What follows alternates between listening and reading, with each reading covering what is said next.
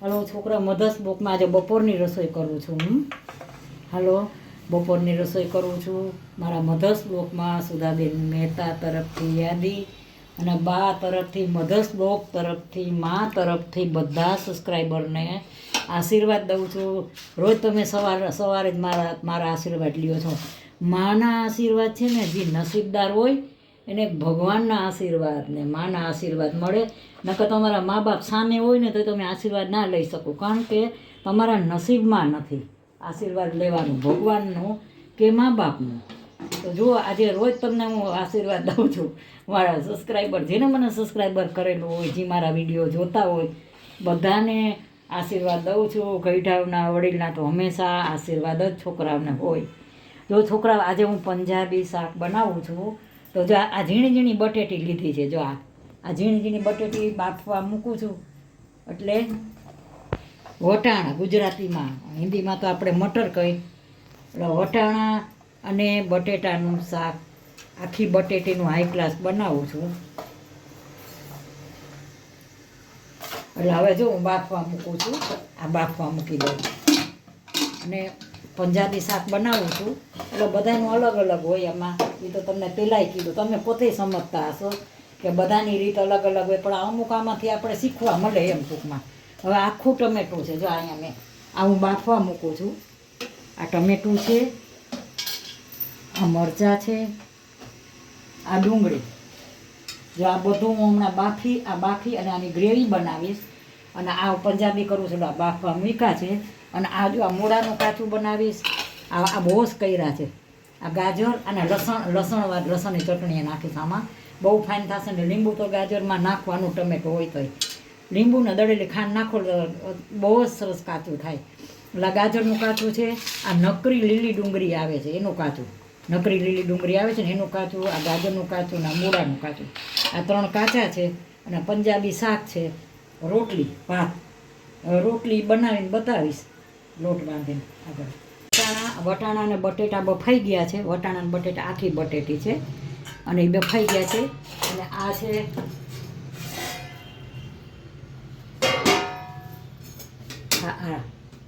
આ મરચાં છે, બફાઈ ગયા છે.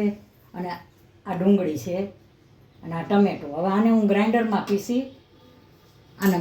પીસીને પછી આગળ હું વઘાર કરું ને દેખાડું. પીસી નાખું.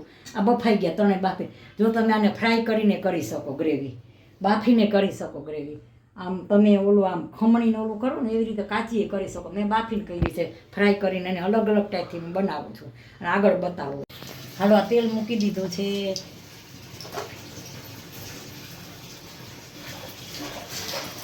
આ જીરું મૂક્યું છે, તેલ મૂક્યું, જીરું મૂક્યું છે.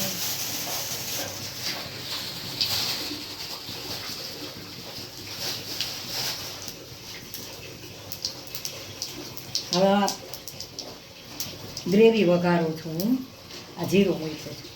જીરું બ્રાઉન થઈ જાય ને,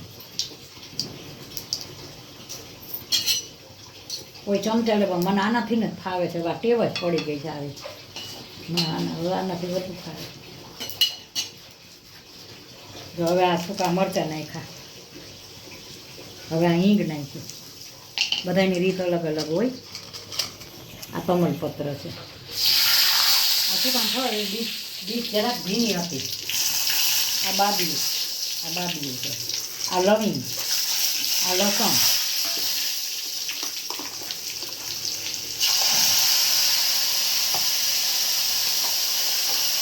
આ ગ્રેવી બનાવી ને મેં બતાવી હતી. એ ગ્રેવી મેં બનાવી. આ ગ્રેવી મેં વઘારી અત્યારે.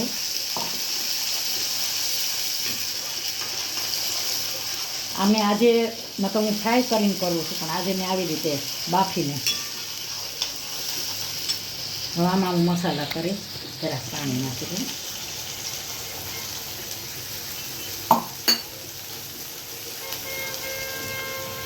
આમાં કોથમરી નાખી દઉં ને, આનો સરસ સ્વાદ આવી જાય.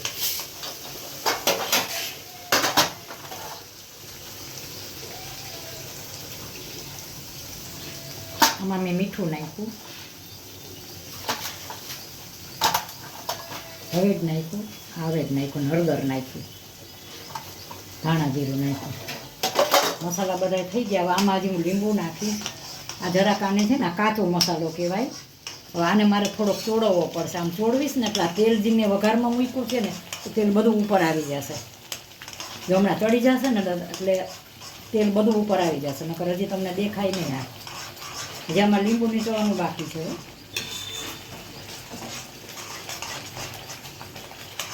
ઘણી જગ્યાએ શું છે, તમે બીજાનું જોઈને બનાવો ને પણ તમને માફક ન આવે. શું કામ કે તમારા ઘરની ખાવા પીવાની જીવનશૈલી અલગ જ છે સાવ, એટલે તમને શું ફાવે નહીં. બીજાને જો ખારું ખાતા હોય તો આ બીજી જગ્યાએ ન ખાતા હોય, એટલે એ આપણે થોડુંક આપણા ઘરમાં જે અનુકૂળ આવે ને એ પ્રમાણે બનાવવાનું. ઘણી જગ્યાએ તીખું ઓછું ખાતા હોય ને તમે જોતા હો વધુ તીખું, તમારે તીખું ઓછું નાખવાનું બસ. થાય એવું પણ થોડુંક વસ્તુમાં ઓછું કરીને અનુકૂળ થઈને બનાવવાનું. જો આમાં તેલ હમણાં મળશે, તેલ ઉપર આવી જશે. જો હાઈ ક્લાસ આને છે ને ચડવા દેવો પડે. મસાલો ચડી જાય ને એટલે તેલ હોય ને એ ઉપર આવી જાય. કાચો મસાલો હોય ને તો તેલ ન બતાય તમને, ગમે એટલું મૂકો ને તોય ન બતાય. કોઈ બી વસ્તુ તમે જોજો, મીઠાઈ કરશો ને મીઠાઈ તો તમે ઘી મૂકશો ને તો તમારી મીઠાઈ બની જશે ને એટલે ઘી બતાવવા માંડશે. ત્યાં લગી ઘી મિક્સ હોય અંદર. અને કાચો મસાલો હોય તો તમે કંઈ પણ બનાવવાનો કોઈ સ્વાદ જ ના આવે.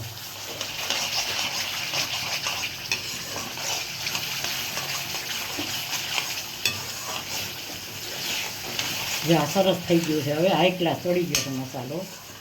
હવે આમાં હું થોડો છે ને પંજાબી મસાલો પહેલી વાર નાખું છું. હું કોઈ દી વાપરતી નથી. આ પંજાબી મસાલો છે, હું કોઈ દી વાપરતી નથી, પણ આ પહેલી વાર થોડોક જ નાખું છું. આ પંજાબી નાખ્યો મસાલો, સ્પેશિયલ પંજાબી છે. પણ પંજાબી તો મેં શાક જ બનાવ્યું છે. જો આ તેલ આવી ગયું, દેખાણું તેલ, આ બધું તેલ આવી ગયું. આ તેલ આવી જાય ને જો ત્યાં લગી તમારે આને ચોળવવો પડે.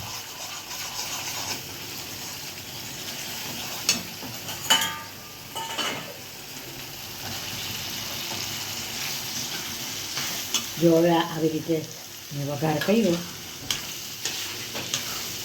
હવે આમાં હું પાણી નાખીશ. હજી આમાં લીંબુ નીચોવાનું બાકી છે. આમાં ખાંડ ન હોય.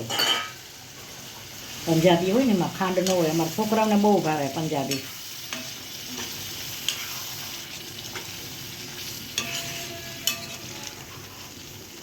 જ્યાં તમલપત્ર છે, ઘણા શું તમલપત્ર વઘાર આમ બાફવામાં ને એમ ફ્રાય કરવામાં તમલપત્ર નાખે, પછી ગ્રાઇન્ડરમાં પીસવાનું હોય ને એટલે તમલપત્ર કાઢી નાખવાનું, પછી એને આરવાર નહીં પીસવાનું. જો હવે આ સરસ બની ગયું છે આ શાક. હવે આને ચડવા દઈશ, નાખે તો ટાઈમ બહુ વધુ જોઈએ. જો તેલ નહોતું બતાતું, હજી આમાં હું થોડોક હવે નાખીને લીંબુ નાખવાનું બાકી છે. જ્યાં પંજાબી શાક મેં બનાવ્યું છે મારી રીતે. હાલો, જો આમાં રોટલીનો કાલે શાક ભાત બનાવ્યા હતા. આજે પંજાબી આની અરે પરોઠા હોય, પણ મેં બપોરના બનાવ્યું છે એટલે બપોરે પરોઠા ન ભાવે ને. જો આ લોટ સરસ બંધાઈ ગયો. આ હું હવે ઢાંકીને રાખી દઉં છું. જો હવે ઢાંકીને રાખી દઉં છું. આ 10 મિનિટ પછી હું રોટલી કરીશ. અને આ શાક છે ને, અમે સારંગપુર જઈમાં હતા ને, અમે સારંગપુરે ગયા હતા. સારંગપુર જઈમાં હતા તો છોકરાનું શાક બહુ ભાવ્યું. આ ડુંગળી લસણ વગરનું આ શાક બનાવવાની છું. એટલે હું રૂટિનનું છે. અને જો આ બની ગયું મારું. છોકરા જોઈને કહેજો કે બાઈ પંજાબી શાક કેવું બનાવ્યું છે, કહેજો. હાઈ ક્લાસ જોઈને બહુ ફાઇન બન્યું છે. હાલો જમવા બધાય.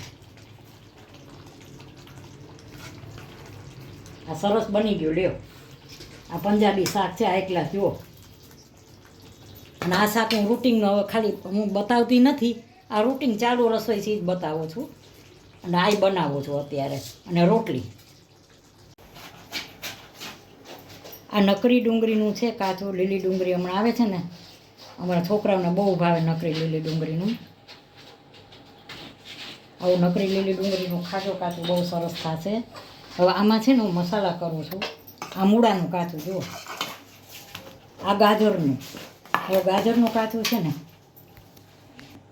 હાલો આ ગાજરનું કાચું છે. આમાં હું લસણ નાખું છું. તમે લસણ નાખો છો કે નહીં કહેજો.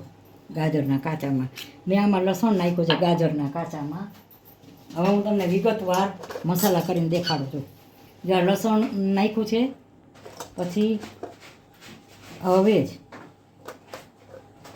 આ ધાણા જીરું, આ 3 વસ્તુ હવે હું આ મિક્સ કરીશ. અને આ ડુંગળીનું કાચું છે જુઓ.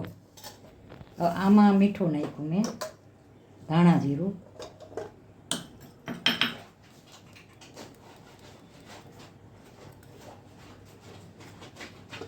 ના હવે જ નાખ્યા મેં. હવે આ ડુંગળી છે ને એટલે આમાં હું ખાંડ નહીં નાખું. આમાં ખાંડ નહીં નાખું, પણ આમાં હું છે ને લીંબુ નીચોવીશ. જ્યાં લીંબુ છે ને લીંબુ નીચોયું.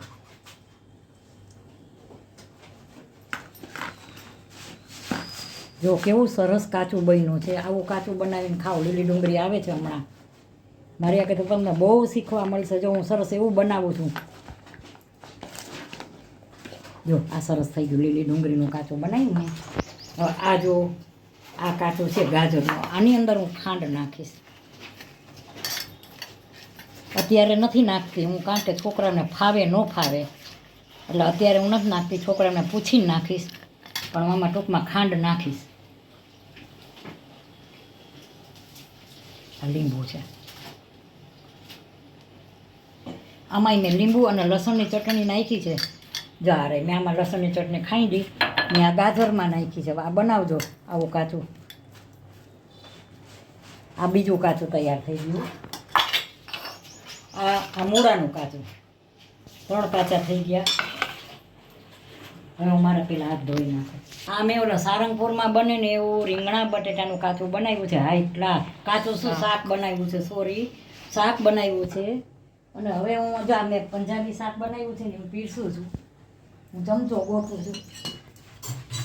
ક્યાં હવે આ છે ને આ ખરાબ નથી. આ શાકવાળું જ છે. આ શાક મેં બનાવ્યું ને એના વાળું છે. આ ખરાબ નથી, એઠું નથી. તો એમ ન માનતા કે બાઈએ એઠું મૂક્યું છે.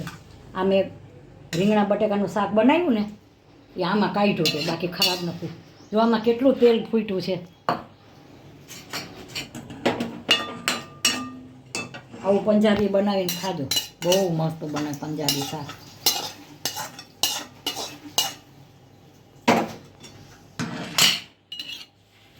આમાં વટાણા છે, આમાં કોથમરી તો મેં નાખી દીધી છે. આ પંજાબી શાક છે.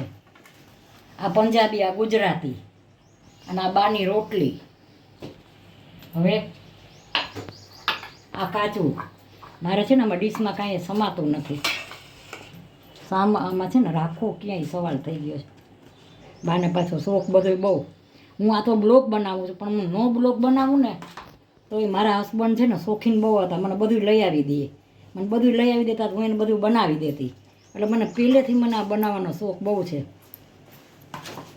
જો હવે આજે આ ડુંગળીનું કાચું લીંબુ નીચો, જો આમાં ખાંડ ન નાખતા. આ દેશી છે, સારંગપુર જેવું શાક બનાવ્યું છે. છોકરાઓનો આગ્રહ હતો. આ પંજાબી શાક બનાવ્યું છે. આ મૂળાનું, આ લસણવાળું બનાવ્યું છે. અને આ મેં હમણાં જો હું તમને કહેતી ને કે અવારનવાર આ ખજૂર પાક મેં બનાવ્યો હમણાં. જો આ બધાની રીત અલગ અલગ હોય. અમારે મીઠાઈ જોઈ જો ખજૂર પાક. આ ખજૂર પાક બનાવ્યો મેં હમણાં 6-7 દી પહેલાં પૂરો થવા આવ્યો. થોડો થોડો તાજે તાજો બનાવો. તો છોકરાઓ જુઓ આ મારી થાળી. આ પંજાબી શાક છે, આ દેશી કાઠિયાવાડી શાક છે સાદું સીધું. આ રોટલી, આ ડુંગળીનું કાચું ટમેટાવાળું, ખાંડ વગરનું, લીંબુવાળું. અને આ ખજૂર પાક છે. આની અંદર ડ્રાયફ્રૂટ અંદર મેં નાખી દીધા છે. અને ગાજર ટમેટાનું મેં લસણવાળું શાક કર્યું છે. અને આ મૂળા મેં એમને ખાલી સાદા રાખ્યા છે. તમારી રીતે તમે જે જમવું હોય એવી રીતે તમારે બનાવવાનું તાજે તાજું આમાં નાખીને. નકર પછી વધે તો તમારે એમને આ સિમ્પલ હોય ને તો 2 દી નીકળી જાય. નકર મસાલાવાળામાં 2 દી ન નીકળે ના છાશ. તો છોકરાઓ મારી આ થાળી કેવી લાગી? સારી લાગી હોય તો લાઈક કરજો, શેર કરજો, કોમેન્ટ કરજો અને સબસ્ક્રાઈબ કરજો. અને અમારા ઘરની અંદર બધા જમવાના શોખીન છે. અને મારા ઘરમાં વસ્તુ બધી આવે છે અને હું બધું બનાવીને દઉં છું. અને મારો વિડીયો શેર કરજો, સબસ્ક્રાઈબ કરજો. અને જમવા તો રોજ બાકી છે. મારું આમંત્રણ છે, તમે મારા હાથમાં બધા જમવા આવો. હું ગમે એમ કરીને તમને જમાડીશ બનાવીને. મને એટલું ગમે છે બનાવવું. તો સબસ્ક્રાઈબ જરૂર કરજો. બાય બચ્ચું.